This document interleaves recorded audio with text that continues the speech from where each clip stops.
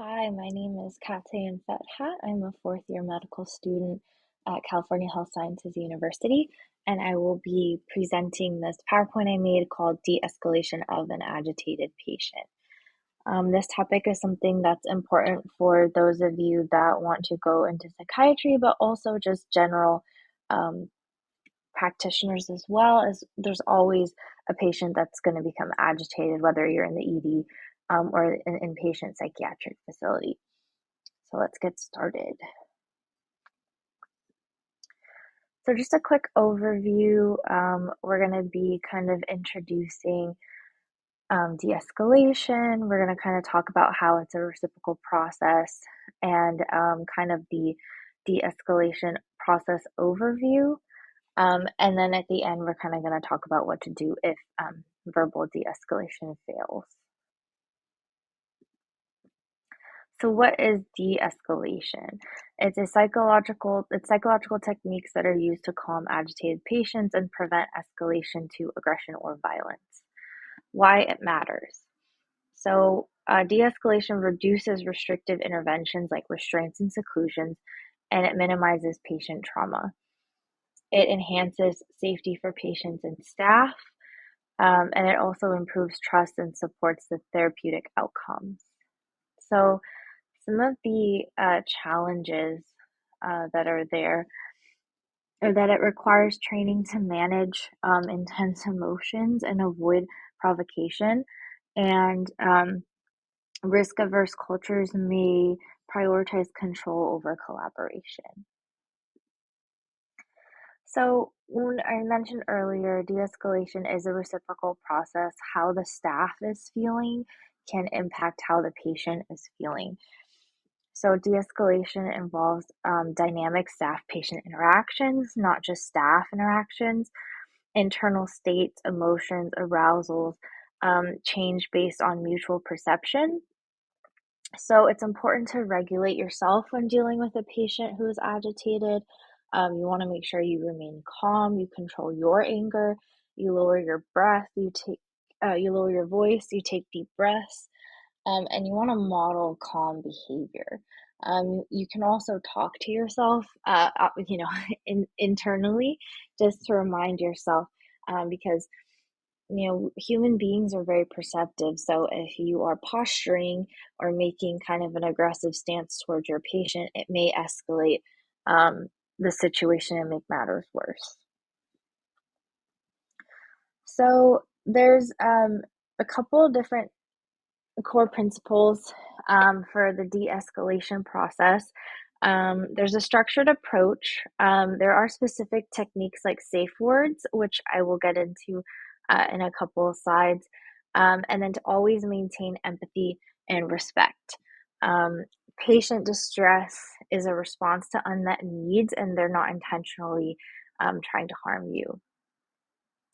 And so, kind of a brief overview of the strategies we're going to go over: respect personal space, avoid provocation, and assign one staff member to lead verbal de escalation, use concise communication, identify patient wants, and listen actively without judgment.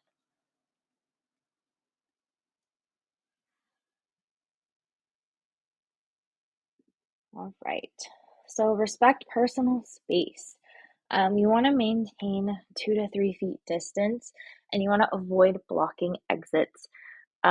You want to do this for a couple reasons. The primary one being that you don't want your patient to feel like you are trapping them, which can make them feel a lot more anxious and escalate things.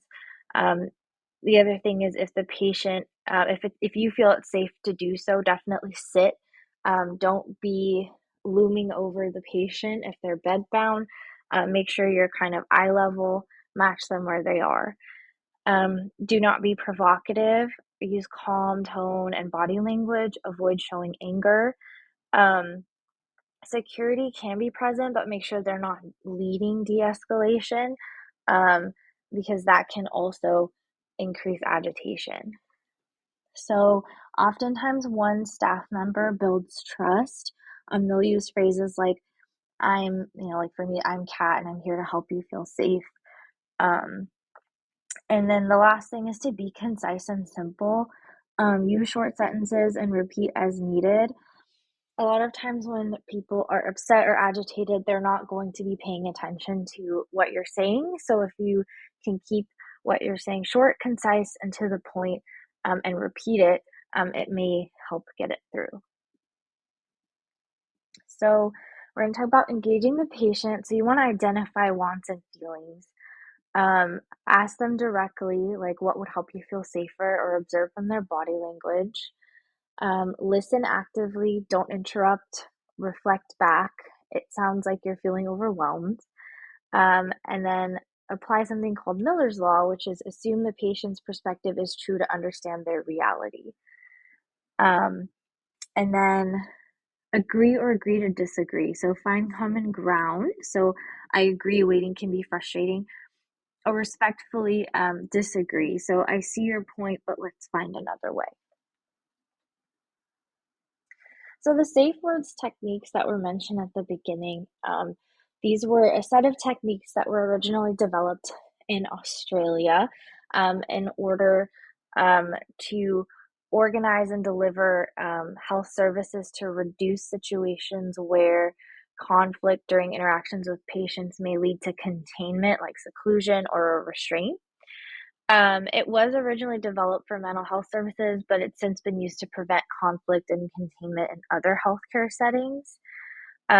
It's a way for healthcare staff to identify and address triggers resulting in conflict.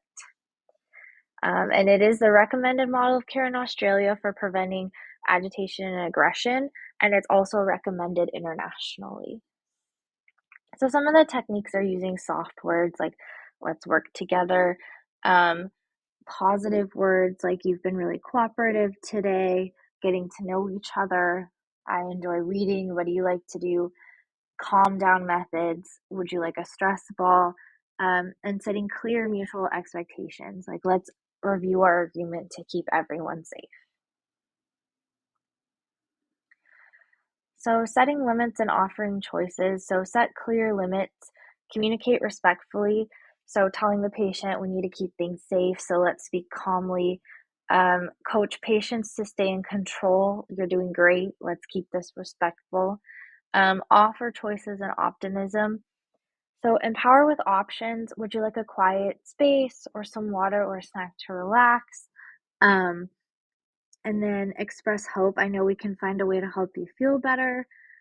And then there's an example here, a patient refusing treatment is offered, you can choose to take this medication now or in 30 minutes, reducing resistance. So a lot of times in these situations, patients feel like they don't have options or choices and they don't have any control. So providing even small avenues of control, like um, offering to bring water or a snack, can kind of help make them feel back in control.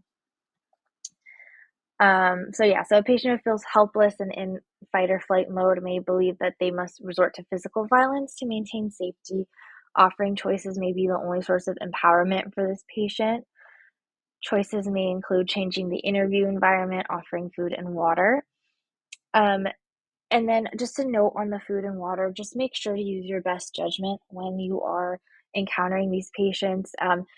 Depending on the level of agitation, you don't want to offer food and water and have it thrown back at you. So just kind of use your best judgment as far as when to give a patient these items.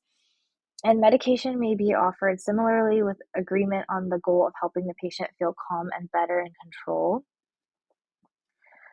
So you want to present medications as a calming options, not like, oh, you need meds, but just like, would you like medications to help you feel more in control? You want to offer the type. So you want to say, do you want an oral? Do you want an injectable? And kind of giving them the choice. And oftentimes, like an example would be like sometimes the hospital will call a code gray for a patient who is agitated, and they will offer oral razepam, and they'll say, this can help you feel calmer. Would you like to try it? So these are some examples of effective communication. When a patient states, I want to get out of here, the clinician will respond, I want that for you as well. I don't want you to have to stay here any longer than necessary. How can we work together to help you get out of here? Use clarifying statements such as, tell me if I have this right. Again, this is kind of the reflecting back what the patient says. For the agitated patient complaining that the police have disrespected him, you don't have to agree that he's correct. And this is part of the agree to disagree. You can agree in principle and say, I believe everyone should be treated respectfully. Um, and sometimes clinicians may find themselves in a position where they're being asked to agree with an apparent delusion or something else that the clinician cannot know of. In this situation, acknowledge that you have never experienced what the patient is experiencing, but you believe that he's having that experience. And that kind of goes back to that Miller Law that we touched on earlier. So if verbal de-escalation fails, they'll call a code gray. Code gray is typical in California for an agitated patient, so it may change out of state or per institution, but generally it is a code gray. And then you want to ensure a clear communication when you call the code gray. You want to seek support, so involve additional staff or security to maintain safety, and you want to keep non-essential personnel at a distance. And then you want to continue to use positive words during the escalation. So we're here to keep everyone safe. And then more coercive measures such as restraints or injectables may be necessary, but they are always the last resort. So in summary, you want to respect the personal space of the individual. You do not want to get uncomfortably close or block exits. Do not be provocative or respond in anger. Be in control. Establish verbal contact calmly with the individual. Be concise and speak in short, easy to understand sentences or phrases. Repeat yourself often. Listen closely to what the person is saying. Identify the individual's wants and feelings and try to accommodate reasonable requests. Agree or agree to disagree with the person's concerns while avoiding negative statements. Set clear limits with expected outcomes, but do not make demands or order specific behavior. Offer choices and optimism, and afterwards review the event and look for areas of improvement. All right, so those were kind of the general tips and tricks. These are the references that I used to make this presentation. So thank you for your attention.